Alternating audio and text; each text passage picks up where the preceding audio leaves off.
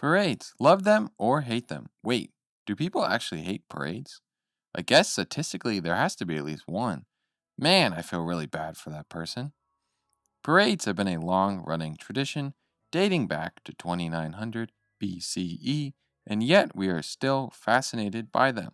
Big or small, they still draw an audience, but have we ever stopped to think about why we are so captivated by them?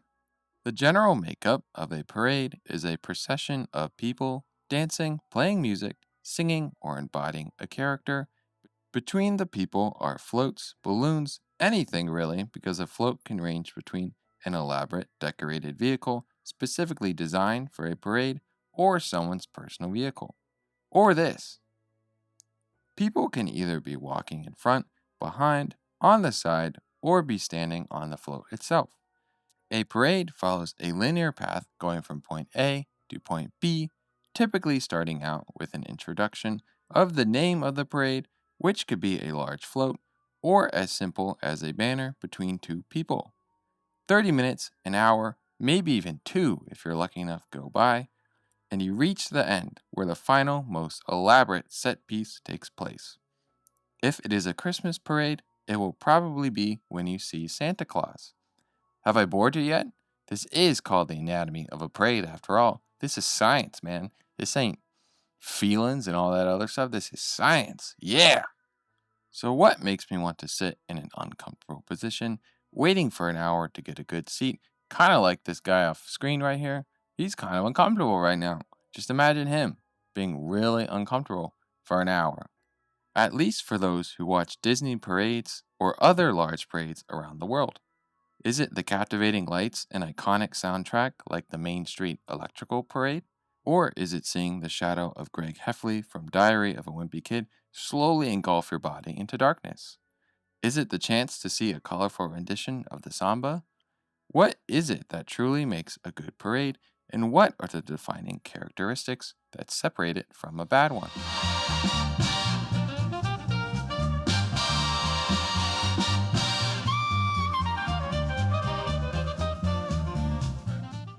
Processions, as they were called in 2900 Mesopotamia, were the phenomenons that preceded parades. Processions were typically ceremonial or ritualistic in order to connect with the public or the divine.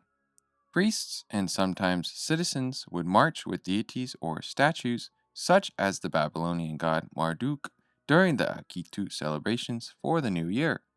Like Mesopotamia, during the Pantheistic festival, which was held in Athens to honor the goddess Athena, a large procession led to the Acropolis where offerings and sacrifices would occur.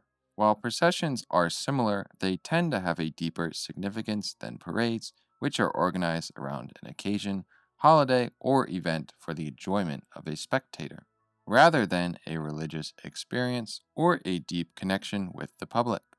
Although I might argue against this because who isn't moved on a spiritual level watching the lobster dog parade? I mean, look at them go. Look at all those guys. They're just having a ball. The Romans morphed this concept of processions to focus on military victories rather than spiritual celebrations. Horse-drawn chariots would parade down the street while the crowd cheered on their heroic soldiers and booed the captives. Battle scenes would even be reenacted on occasion, while in the background music was being played, flags were being waved, and spectators roared in celebration. Looking back at Roman parades, we can kind of see how it evolved into the concept we see today. The more theatrical version of processions continued during the Middle Ages on Christian holy days. There was still a spiritual element behind them, but added pageantry and dramatized scenes from the Bible. Pre-Lent carnival parades emerged during the Middle Ages as well, where joy was the main proponent. These carnivals included song, dance, mask costumes, which laid the groundwork for the expansive modern carnival celebrations we have today. While a chariot or cart of some sort could be defined as a parade float, the type of float we, us, you think of in today's world didn't become a part of parade culture until the 18th century. The term float originated in England via the Lord Mayor show. If you are unfamiliar, a Lord Mayor show is an annual event that has now evolved into a parade to celebrate the newly appointed Lord Mayor. Pretty simple. One year during the show, a parade of decorated barges were pulled through the city's canal, which is why it got the name float, because barges float on water. The barges float on water. In the United States, in the 1760s, while the American colonies were governed by Britain, St. Patrick's Day parades were instituted. But George Washington said, I had enough with these parades, which is what, and this is a complete fact, started the Revolutionary War. Washington used parades himself during the war to boost military morale. In a letter to William Heath after the Yorktown campaign, Washington wrote regarding plays.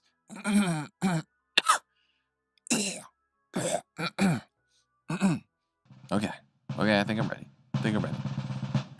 Turn their duty into an amusement by awakening again the spirit of emulation and love for military parades and glory, which was so conspicuous.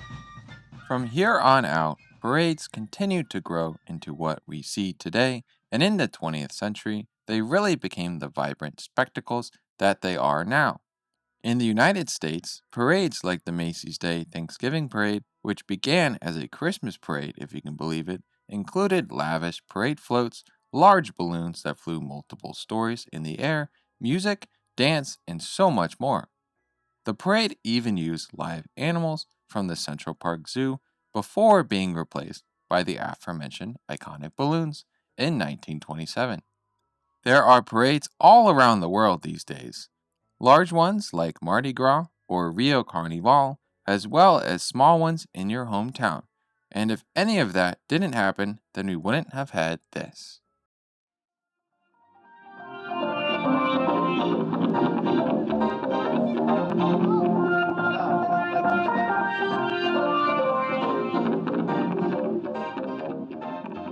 Now, the electrical water pageant might just be the best example of a parade known to man.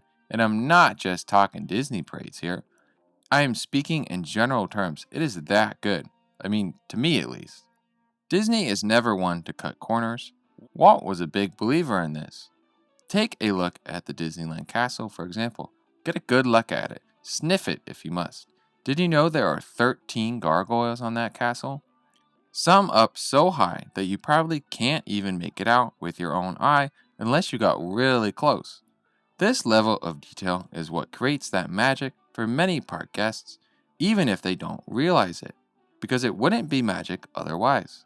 So why is it that a company that is so attentive to the minor details can struggle to make a great parade? We have learned parades are pretty simple. It's a procession of people and floats that go from point A to point B. So why is it that this parade with lights, characters, and music is so much different than that parade with lights, characters, and music? To understand this, let's take a look at the parades from the past. There have been tons of parades over the years at both Disney resorts in the United States, so I'm mostly going to cover Disneyland and Magic Kingdom here. The first ever parade was the Opening Day Parade on July 17th, 1955, which included public figures like actor Art Linkletter and Ronald Reagan, along with the governor of California at the time, Goodwin Knight, just to name a few. The parade consisted of all the Disney characters like Mickey Mouse, Donald Duck, Dumbo, Chip and Dale. You get the point. Cinderella strolled down the street in her pumpkin coach, and Snow White just had a float, a regular old float. Throughout the remainder of 1955, Disneyland had the marching band and characters parade, which was manned by mostly characters, but consisted of small sections that depicted the themed lands. The Mickey Mouse Club Circus Parade, which ran twice a day before each circus performance, was considered Disney's first themed parade. The Christmas parade, billed as the Santa Claus Parade, was essentially a slightly altered version of the circus parade, but with Santa Claus. Because if you have Santa, no matter what, it's going to feel a whole lot more like Christmas.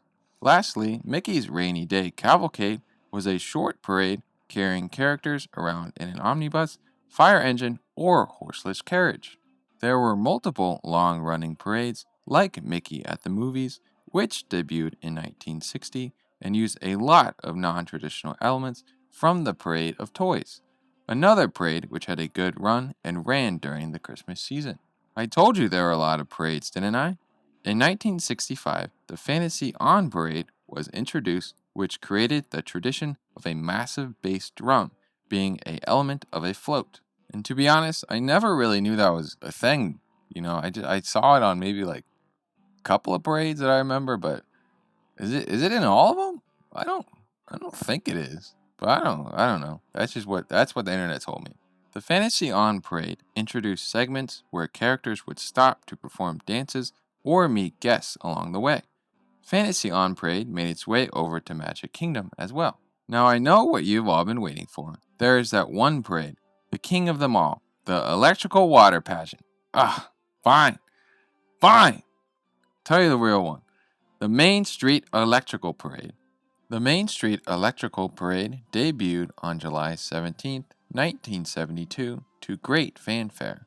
It consisted of 500,000 lights and 500 miles of wiring that were wrapped around a dragon, the Casey Jr. circus train, an Alice in Wonderland float, and many, many more. The parade continued until 1974, but was brought back in 1977 through 1983, going away for a year until being brought back again in 85 until 95, but it hasn't come back since except for special occasions. In the Magic Kingdom, it ran from 1977 to 1991 and 99 to 2001, and like Disneyland, pops up on occasion. And if we didn't get the electrical water pageant, we wouldn't have gotten the electrical parade since the pageant opened at Disney World the year prior, essentially being the test run of the concept. Think about that the next time you're sipping on a cocktail at Geyser Point Bar and Grill watching it go by. But there have been attempts to mimic the Main Street Electrical Parade with Spectro Magic, Disneyland Starlight Dream the Night Away, Light Magic, and Paint the Night, but none have been able to capture the magic of the electrical parade. Now, why is it that... Wait, did you guys hear that? Kind of makes me want to move, to jump up and down a little. Uh-oh, what's happening, guys? I'm losing control. Let's take a look at one of the most beloved, the electrical parade, and not so beloved, Dream the Night Away. I'd say Light Magic, since that is held by many to be the worst parade, but it doesn't really move, and I wouldn't really think it would be a great comparison. I almost think of Light Magic being more of a show than a parade. But on the surface, the electrical parade and Dream the Night Away are very similar. They both have lights, music, floats, and characters, and many of the lighting effects and floats in Dream the Night Away are able to use newer technology, which may make one believe that these floats, these lights, all of it must be better than the electrical parade, but we might discover that is not the truth at all. Sound and lighting go hand in hand when it comes to parades. Oftentimes, in modern-day nighttime parades, lights will coincide with dramatic changes in music or soft trickles. Music can also set the tone for the parade before it even begins, and I would include Barack Hoedown in that category of transcendent Disney theme park music, and it most definitely sets the tone for the show. Yes, Barack Hoedown, if you thought you misheard, it was a big part of the success of the electrical parade and was reused in the spiritual follow-ups, Spectro Magic, and Starlight. Imagine walking down Main Street, USA, and you don't hear the music from the Dapper Dans, or you walk through the queue of Space Mountain without Star Tunnel, or It's a Small World without It's a Small World. Well, I guess for some of you that might kind of be a blessing. The opening day-ers didn't have to imagine it. Disneyland opened without background music throughout the park. All sound came from live performers or the rides themselves. Magic Kingdom was the first park to have zones mapped out for each land's specific type of music, and Disney started to make music themselves for Epcot to showcase around the park. If there's anything to be gleaned from this, it is that Disney learned themselves from the creation of Disneyland the importance of music. Because without it, I wouldn't be transported into a new world when waiting behind a sweaty dad for an hour, or while I'm just sitting in my bedroom transcending to a new universe while listening to Star Tunnel. I mean, go listen to that song. It's incredible. It's eerie, it's adventurous, it's otherworldly, it hits all the notes. Now for lighting. It is what immerses you into the land, creating dim paths in Adventureland to create a sense of exploring the jungle out at night or walking down good old Main Street with the windows lit up to see the storefronts. Signs competing to see who can attract the most visitors inside. I thought about separating out sound and lighting to discuss them individually, but I believe they are too connected during a nighttime parade to break them up. During Dream the Night Away, when that all too iconic soundbite echoes through your ears on the frozen float, you can see that the lights on the float begin to twinkle and the ice shards around Elsa change colors. What's interesting about this type of effect is that it does not really take place in the electrical parade, since it is more closely tied to modern day parades, as I mentioned. This is not to say that the lights are static, but they don't change with the music. And just looking at the lights on a side by side of floats from the electrical and Dream the Night Away, objectively, one would have to say that Dream the Night Away, man, that is getting really cumbersome to say. Should I say DNA? The lights on DNA? No, that doesn't sound good. The lights on Dream the Night Away look objectively better. Although, if you were to ask me why the lights on the electrical parade feel better, I would give a multitude of answers. The first being that the set dressing to begin the parade knocks it out of the park compared to Dream the Night Away. Barack Hoedown creates a very energetic environment that opens people up to the experience, which I think Dream the Night Away does in its opening. I really enjoy the introductory music. Here, let's take a listen. Are you listening? Have you listened yet? Am I talking over it too much? Because I mean, that is good, but it loses that energy quickly, unlike Barack Hoedown that continues throughout the entire parade. I also believe with the modernization of the floats, it feels a little too generic. There is nothing whimsical, fantastical, or dare I say, magical about these floats. They don't make me feel anything when I see them. They're cool, but they lack flair. As for the electrical parade, what I think is cool is that you can obviously tell they are lights, if that makes sense. They aren't large or kind of hidden to not look like lights, even though they are lights.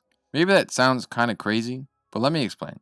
The mushroom float during the electrical parade is just a mushroom prop covered in lights, but the wish float has a tree with light-shaped leaves.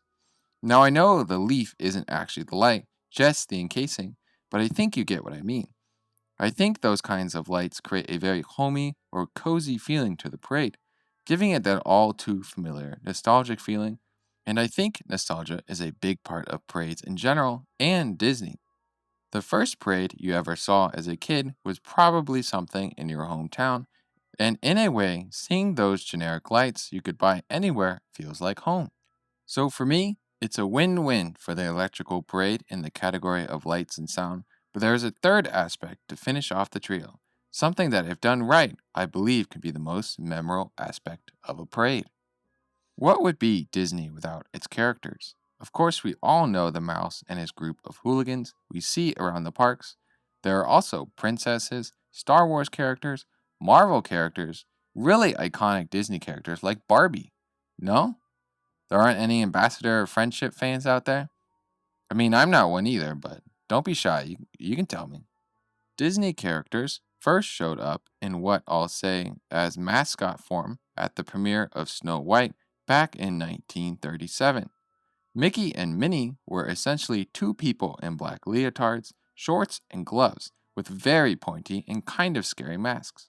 The Seven Dwarfs also made an appearance, and their costumes were much closer to the characters shown in the cartoon, unlike Mickey and Minnie. The mice appeared once more prior to the opening of Disneyland during a segment of the Ice Capades, a traveling skating show that was in existence between 1940 and 1997. These costumes were actually used at Disneyland for the first 3 years, where their heads became a little more round, yet this was still quite terrifying. In 1961, Mickey and Minnie blew up. Someone took an air pump and inflated their heads to new proportions. The costumes' noses and ears were able to move as well, as the performer's view came from both of their hats instead of their eyes. The change didn't stick around for long because later in the 60s and 70s, costumes began to morph into what we have today when a shorter Mickey was implemented to make it less intimidating to kids. In 1978, fur was added to their ears and Minnie grew eyelashes. And finally, in 1987, the head started to become more round. In 2006, Disney started to experiment with a talking Mickey, one that could speak, blink, and move its mouth. This was either pre programmed lines or a live cast member voicing Mickey from another room. You could meet Talking Mickey at the Magic Kingdom, although the experiment was short lived due to continuity errors. If Mickey can talk at Magic Kingdom, why can't he talk at Animal Kingdom? It's a good thing I don't have those problems, folks. I can talk whenever I want. Whenever I want. Whenever I want. Characters walking around the park used to be the norm at Disney World too, not just Disneyland, but characters have been mostly limited to their intimate interactions, where a guest waits in line to meet Elsa at the Norway Pavilion, which doesn't even make any sense because Elsa is from Arendelle, which is a fictional land and has nothing to do with Norwegian war. It just looks the same, so Disney was like, why not? Why don't we just put it there? Why don't we just give her to Elsa? Why don't we just put it there? While these interactions may not be as spontaneous as meeting Tiana on the Mark Twain, but you do get longer and more intimate interactions, as I have mentioned.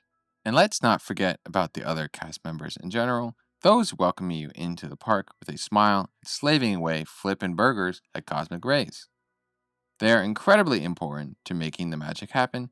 If there's one common trend that we can see through all of these characters, it is that everyone seems pretty happy.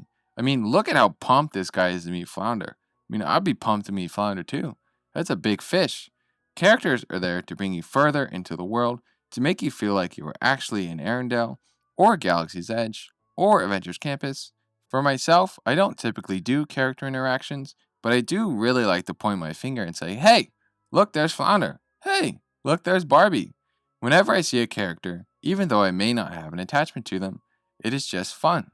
As I said, I don't do character interactions that much anymore, but when I was a kid, I did it all the time. I was lucky enough to go to Disneyland recently. Mrs. Yeti really loves Baymax, so naturally we wanted to meet them. Baymax complimented us for our use of sunscreen on a hot day, gave us a fist pump and did that blah, blah, blah, blah, and we were on our way.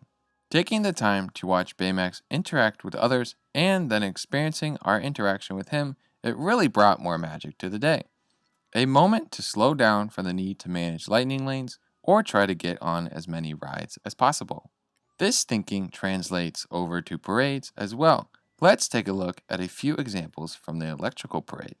Tinkerbell is constantly pointing, waving, blowing kisses, doing whatever this is out to the crowd, creating a personal experience for some during a large event, or looking further into the parade during Snow White and the Seven Dwarfs dance. They are moving close to the crowd and waving as they maneuver through their routine. I mean, this parade even has flippin' turtles and snails that come up to you and bow their head and make that little noise where they go whoop whoop whoop whoop whoop. Whoop whoop whoop whoop whoop. I mean, how do you beat that? Whoop whoop whoop whoop whoop. Looking back at Dream the Night Away, we can see characters like Moana or Elsa kind of ignore the crowd. Or, for example, the diamond people who precede the frozen float, they're kind of just walking in a circle. And by golly, there are no floats that go whoop whoop whoop whoop whoop. It all just feels static. I know this is kind of a cliche answer, but it's lacking that magic. There's no personal moment that a character will create for a guest, and this is by no means a critique on the cast members. They are all doing a great job, and I do enjoy the parade. Although I do tend to enjoy all things, it all goes to show that Disney, one of the kings of parades, and a concept that feels very simple to master, can be hard.